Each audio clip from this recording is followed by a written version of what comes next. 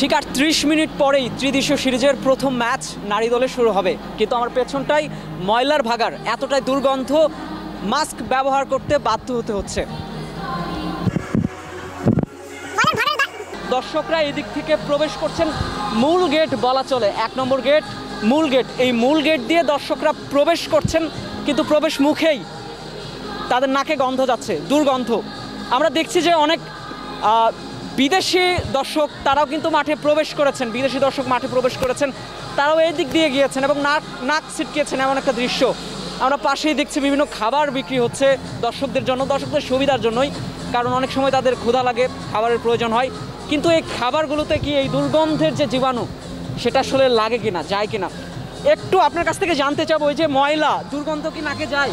যে জায়গা যায়। তো এই যে খেলা চলতেছে, এই সময় এরকম একটা ময়লার ভাগাড়, এটা কি উচিত? ঠিক না। আপনি তো একজন সাধারণ বিক্রেতা, বাদাম বিক্রেতা, আপনার কাছে কি মনে হয় এটা কি আসলে ঠিক এই জায়গাটা? না, ঠিক না।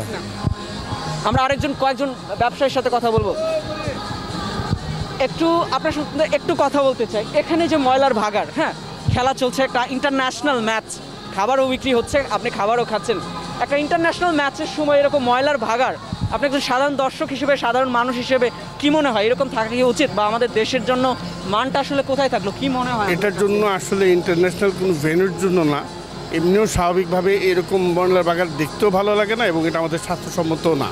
এটা কখনোর জন্যই এটা থাকা উচিত না, এটা পরিচ্ছন্ন থাকা উচিত। আপনার কাছে কি মনে হয় একজন সাধারণ দর্শক হিসেবে? আমাকে সাধারণ দর্শক হিসেবে এই নোংরা জিনিসগুলো এই জায়গায় রাখা পরিবেশ নষ্ট করে, পরিবেশের ভারসাম্য নষ্ট করে, এবং যে এই জায়গায় একটা খেলা চলতেছে, একটা প্রোগ্রাম চলতেছে, অন্তত এই সময়টা এইটা পরিষ্কার পরিচ্ছন্ন রাখাটা মানে আমরা সাধারণ জনগণ হিসাবে এইটাই কাম্য করি। কিন্তু আমাদের দেশে এই মানে পরিচ্ছন্ন কর্মীরা এত মানে নগণ্যভাবে কাজকর্মগুলো করে, রোডের ময়লা টয়লা পরিষ্কার করে না, এটা আসলে আমাদের দেশে এটা এইভাবে হওয়াটা কাম্য না।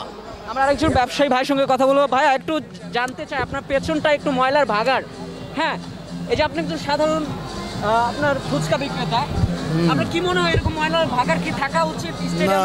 আপনারা খাবার বিক্রি করছেন, না, পরিষ্কার থাকারই দরকার, যত জাতীয় স্টেডিয়ামটা, ঠিক আছে, বঙ্গবন্ধু জাতীয় স্টেডিয়াম, উনি বলেছেন জাতীয় স্টেডিয়াম এটা। দর্শক, আবার একটু আপনাদেরকে জানিয়ে রাখতে চাই, একজন সাধারণ বাদাম বিক্রেতা, একজন সাধারণ ফুচকা বিক্রেতা, তিনিও বুঝতে পারেন এটা জাতীয় স্টেডিয়াম, এখানে ময়লার ভাগাড় এমনটা থাকা উচিত না। কিন্তু যারা কর্তৃপক্ষ, যারা দায়িত্বশীল, যারা আয়োজক, তারা আসলে কি জানেন যে জাতীয় স্টেডিয়ামের সামনে এমন দুর্গন্ধযুক্ত ময়লার ভাগাড় থাকা উচিত নয়? সেটা কি তারা বুঝতে পারেন? এই জিনিসগুলো তদারকির দায়িত্বে ইন্টারন্যাশনাল ম্যাচ চলাকালীন সময়ে বা ইন্টারন্যাশনাল ম্যাচ চলার আগে যারা দায়িত্বে ছিলেন, তাদের চোখ কি এত দূর পর্যন্ত এসেছে? সেই প্রশ্ন দর্শক আপনাদের কাছেই রেখে দিলাম। জাতীয় স্টেডিয়াম থেকে মোশাররফ হোসাইন।